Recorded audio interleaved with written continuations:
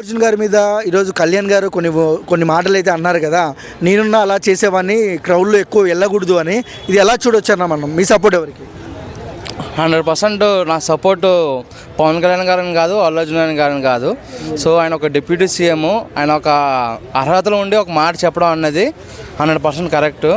So చాలామంది రేవంత్ రెడ్డి గారిని trolling చేయడం, అపార్థం చేయడం జరిగింది. సో రేవంత్ రెడ్డి గారు 100కి 101% కరెక్ట్గా చేశారు. సో చట్టం దాని పని తను చేసుకుంటూ పోతానే దానికి కరెక్ట్. సో పవన్ కళ్యాణ్ గారు సపోర్ట్ చేయలేదు, ఆయన ఉన్నది నోటి చెప్పారు. సో నేనున్నా సరే అదే పని చేసేవాడిని అని చెప్పి అనడం అది కరెక్ట్. ఎందుకంటే పవన్ కళ్యాణ్ గారు ఒక ఫ్యామిలీ మెంబర్ అల్లు అర్జున్ గారు. సో ఆయన ఫ్యామిలీని కూడా పక్కకు పెట్టి న్యాయం మాట్లాడారు.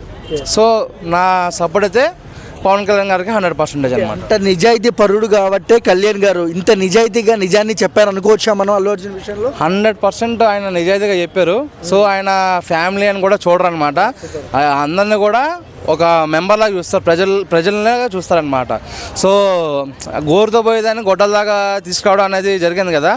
సో కాకపోతే పవన్ కళ్యాణ్ గారు కొంచెం ముందే రెస్పాండ్ అయితే ఇంకా కొంచెం బాగుండేది. బట్ లేట్గా రెస్పాండ్ అయినా సరే ఆయన టైం రెస్పాండ్ అయ్యారు. మన కళ్యాణ్ గారు మాట్లాడింది ఎంతవరకు కరెక్ట్ అంటారు అన్న?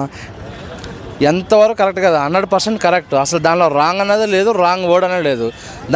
దానికన్నా రేవంత్ రెడ్డి గారు అంటేనే న్యాయం, అంటేనే రేవంత్ రెడ్డి గారు న్యాయం.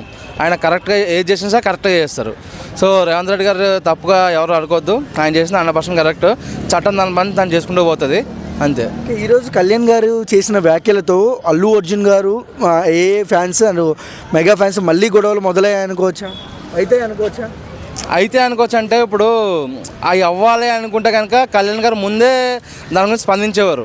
సో మొత్తం అంతా శాంతంగా అయినాకే అది కూడా ప్రెస్ మీట్లో అడిగితే ఆయన దాని గురించి చెప్పారు. ఎందుకంటే రేపు గేమ్ చేంజర్ ఆడియో లాంచ్కి వచ్చినా సరే దాని మీద 100 క్వశ్చన్లు అడుగుతారు. అదేదో ఇప్పుడే చెప్పేస్తే కనుక క్లియర్ అయిపోతుంది కదా.